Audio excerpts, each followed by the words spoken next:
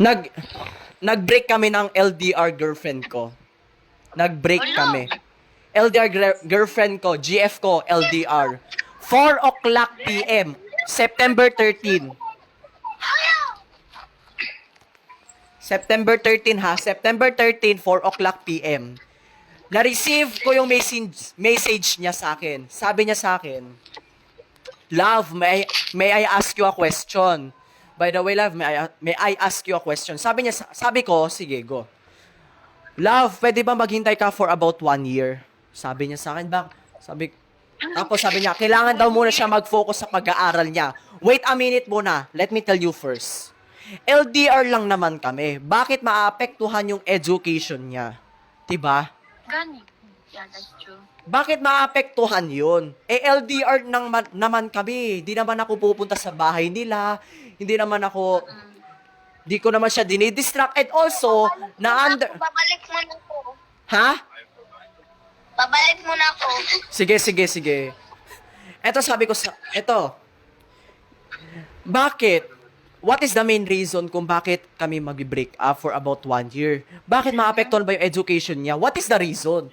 Bakit maapektuhan? LDR naman kami. And also, I can understand kung hindi siya makapag-message for about 1 month, 1 week, 1 day, 2 days, dahil meron siyang ginagawang assignment, performance task, mag-review siya for about 1 month dahil may test. I can understand. Pero dapat sabihin niya lang para hindi ako mag-overthink. Ang tanong, what is the reason? Ibig sabihin nun, it means wala siyang responsibility sa education, pati sa relationship. So, it means na hindi pa siya ready magkaroon ng relasyon. Kasi naapektuhan yung kanyang pag-aaral eh. Hindi pa siya ready, hindi pa siya responsable sa kanyang buhay. Ako nga, nung meron akong relationship, kaya ko naman mag-aral. Kaya ko naman magkaroon ng jowa with education. Kaya ko ipagsabay, dalawa. 'Di ba? Pero siya hindi. It's a long story, but ang reason lang talaga is school, about the education. I can understand naman. Hindi siya marunong mag-handle. Yes, hindi siya marunong mag-handle. Time. Pero nung meron akong isang Roblox player na sabi, baka naman daw di daw sa school, baka daw meron daw siyang something problem sa school niya na kailangan niya i-focus. Baka mahirap or meron siyang problema sa school or sa family niya, baka ganon. Kasi naman, tama naman yung sinabi ko na kung meron kang responsibility sa buhay, then you can do anything. Kaya mo ipagsabay yan. Naiintindihan ko naman kung hindi siya hindi siya mag-online for about ganyan days, months. Pero maghihintay ako for about years. Years pa talaga. Ayoko nang ganyan. Maghihintay ako for about years. Maghihintay lang ako sa walang kabuluhan. What if kaya maghihintay ako ng 1 year, tapos nabalitaan ko na lang, meron na palang iba, yung ex-girlfriend ko, LDR. Maghihintay ka ng 1 year din. If mag-chat ka na, sabihin ko na niya, wala, may iba na pala ako. Ganun. Mas masakit yun. Sinayang ko lang yung oras. So, ang gagawin ko, wala na akong pake sa kanya. Wala na akong pake. Hindi ko na siya babalikan. Second chance niya na eh. August 13, 2:04 PM. Sabi niya, pinagbawalan daw siya mag-boyfriend. But, may mga kaibigan ako na mga siraulo. Alam mo naman ginawa. Nag-create sila ng bagong account. Tapos, yung mga kaibigan ko, in-stock nila yung yung ex-girlfriend kong social media. Yung mga accounts niya, in-stock, mga kaibigan ko. Tapos, pag may mga bagong post siya sa social media niya, ina-update nila sa akin. Kahit naka-block ako sa kanya, kahit naka-block siya sa account ko, nalalaman ko pa rin kung ano nangyayari sa account niya. Dahil, yung mga kaibigan ko, ini-stock nila, tapos, pag may nakita silang bago, sasabihin nila sa akin. Diba? Ang galing. So, nung August 13, so, tayo? Mga 5 days. 5 days ha? 5 days later, nag-message sa akin yung isang kaibigan ko. Sabi niya, Actually, sa TikTok. Sabi niya, Kali or pre, meron akong nakitang bagong post sa TikTok.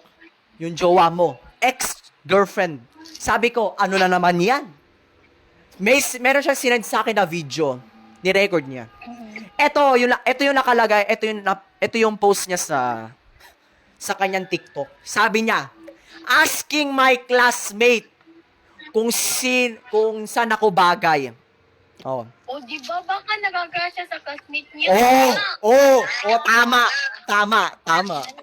Very good. Bakit nang hinawa ko? Tama ka, Dex.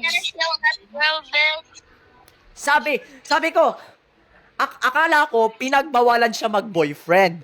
Pero ha, bakit yung post niya ganun? Asking my girlfriend kung saan ako bagay. Tapos kay ganyan. Sabi, tama daw. Public pa yun, ha? So, it means, fake lang yung reason niya. Sabi niya sa akin, pinagbawalan daw siya mag-boyfriend. It's a fake. Fake yun eh. Kasi, kitang-kita na. Meron akong proof. Kung pwede lang ako sa inyo. May mga Discord ba kayo?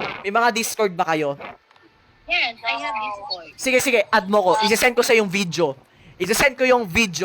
Asking my classmate kung saan ako bagay. Kay ganyan. Wait lang. Alam mo, Dadali ka ng Discord. sige, anong pangalan mo sa Discord? Dex. Dex talaga, Dex. Oo. Dex talaga, D-A-X. Oh, sige, wait lang. Hello? Yeah. Wait lang ha. At open ko lang yung... Hello? Magda-download ako ng Discord, ha? Grabe reason yan, no? Ha? Hindi lang talaga ako Ano?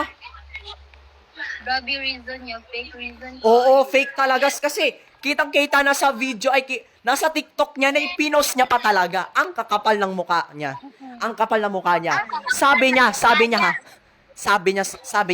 pinagbawalan daw siya mag-boyfriend. Sorry, kung hindi ko natupad yung mga promise mo. Sorry, ganyan, bla bla bla bla bla bla bla.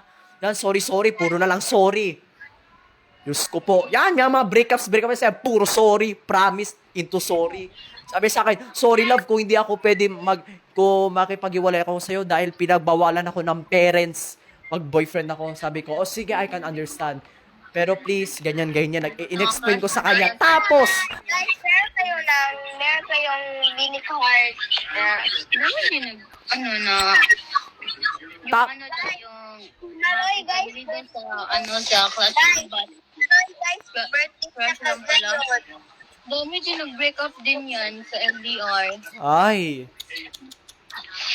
Wait lang.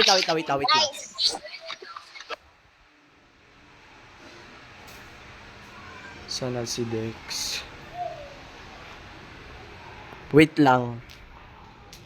Sana si Dex.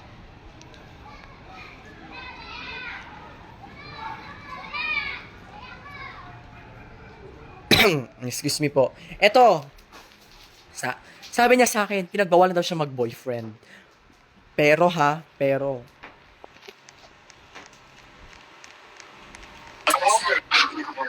ang sabi niya sa akin, pinagbawalan daw siya mag-boyfriend. Pero at 5 days later, meron siyang pinost. Yung post niya doon. Asking my classmate kung kanino ako bagay. Kung saan ako bagay.